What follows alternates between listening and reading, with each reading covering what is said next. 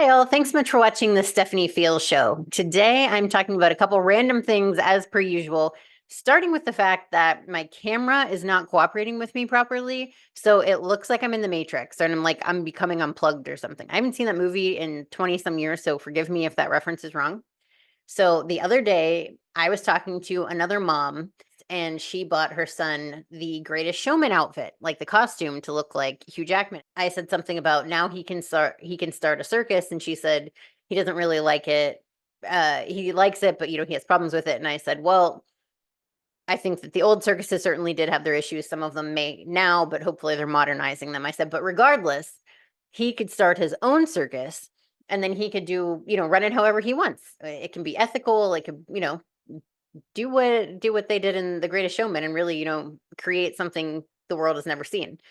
And then after I sent that text, I thought to myself, I just told somebody to tell their kid to start their own circus. But I mean that. And that's what I love about I am an imperfect person. Allow it to be known I am not perfect. But I am an encourager of dreams and believe that all dreams are possible. And so after I sent that and then questioned the fact that I sent that and thought this person might think I'm a lunatic, I was like, I'm glad that I'm that kind of mom. Like if my daughter came home and was like, I'd like to start a circus, I'd be like, all right, well, what are you going to have in it? Where are we going to rent space? Are we going to do it in the backyard? Or I'd go down that road. And I love that I'm that kind of mom because I can't remember. It was the episode of The Middle, which I told you my daughter loves with Patricia Heaton. And Axel goes basically bumbles through life. He's popular, he's athletic, he doesn't have any troubles. And then he graduates from college and finds himself woefully unprepared for the real world. And he says something like, you told me that I could be anything I wanted, or I wanted to be an astronaut or something. And then, that's just not how that works. And I'm happy that I'm creating a world for my daughter that is the way that it works in this world. Whatever she wants to be, she can be. I don't care how crazy it sounds to somebody else. And I feel like that's what you need to do. But it is unfair that I think people tell them when they're little, oh, you can do anything. Oh, you can do this. And they have these wild dreams that are wild to other people. And then they get to be an older, they're in high school, and then it's like, you can't do that. What? You can't do, I don't know, whatever, tightrope walking, whatever it is. But then if you're going to tell them that when they're 16, then don't tell them that they can when they're 8. I understand, you have to have a path. You have to be serious about it. But if that's really a dream that this person has, find a way to make it happen for them too. Help them. If it means doing it on the side, if it means taking additional classes, it's just a hobby, but don't let that die totally. Like what a terrible feeling that is to have this dream that you've wanted since you were little and then have people be like, "Oh, that's unrealistic." Well, why did you let me think that for the last decade? That's not cool. And then my daughter wanted to use her money from grandma on Easter to buy a whole bunch of things, including a water bottle. You may recall from a few episodes ago, whenever she started an art stand to buy herself a Stanley. So she has her Stanley, but of course it's, the one with the straw that leaks, as we all knew that it would. So then the Easter Bunny bought her one that has like a closed lid, so it does not leak. But now Walmart has one that's squishy. And my daughter loves squishies. So now the water bottle that she's actually using is not either Stanley. It's the $4 bottle of plastic water bottle from Walmart. So anyway, she bought that and then she bought balloon animals because she's like, I want to learn how to make balloon animals. Why? I don't know. And I don't think this is a great plan. We have to keep it in the basement away from the other animals.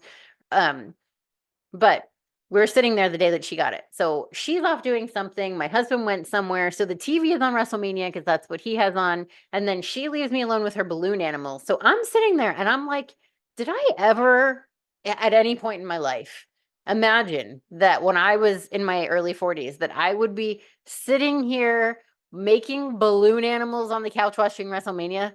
No, most certainly I did not. I don't know what I thought other than, having this show.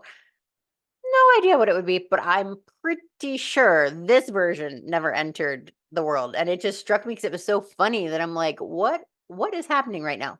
Oh my God. And then I do not have any information on this. I need to Google it. But my husband told me that they are remaking my favorite movie of all time, My favorite movie of all time is Don't Tell Mom the Babysitter's Dead with Christina Applegate.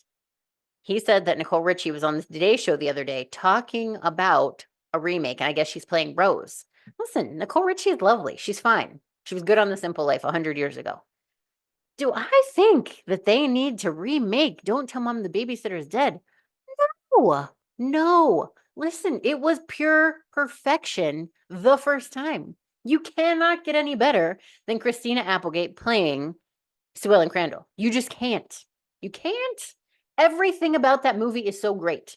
And when you go back and you watch it now, if you haven't watched it in years, you will be horrified to see the corporate environment that this woman was working in.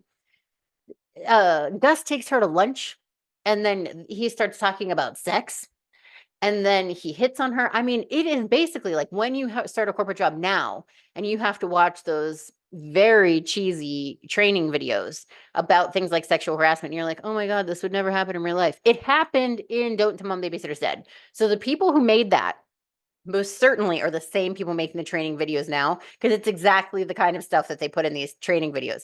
But it's wild because you're like, holy crap, like how could that world have ever existed? But it's fantastic. Like, I'm so glad that it doesn't, but that movie is fantastic. Not that sexual harassment was ever good. That's always bad. Still bad, very bad.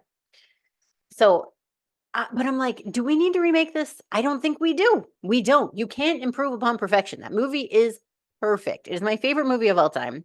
And as a matter of fact, from the time that my daughter was born, I made the Mother's Day tradition. I don't care if I get a present for Mother's Day. What I do care about is that everybody's going to sit on the couch and we are going to watch the DVD of Don't Tell Mom the Babysitter's Dead without any electronics. You must pay full attention to this.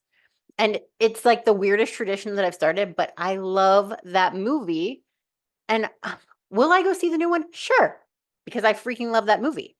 But you can't improve upon perfection. You just can't. And that movie is perfection. It's so great. It's so fun. It's everything about it. It's lovely. The best. So I'm right on top of that, Rose. I love that movie. With that, stay tuned for whatever the heck happens next week. I don't know what will happen this week in my life, so I don't know what I'll talk to you about next week. But again, more interviews coming. Hope you enjoy the one that comes out this week. And I will talk to you guys soon. Bye-bye.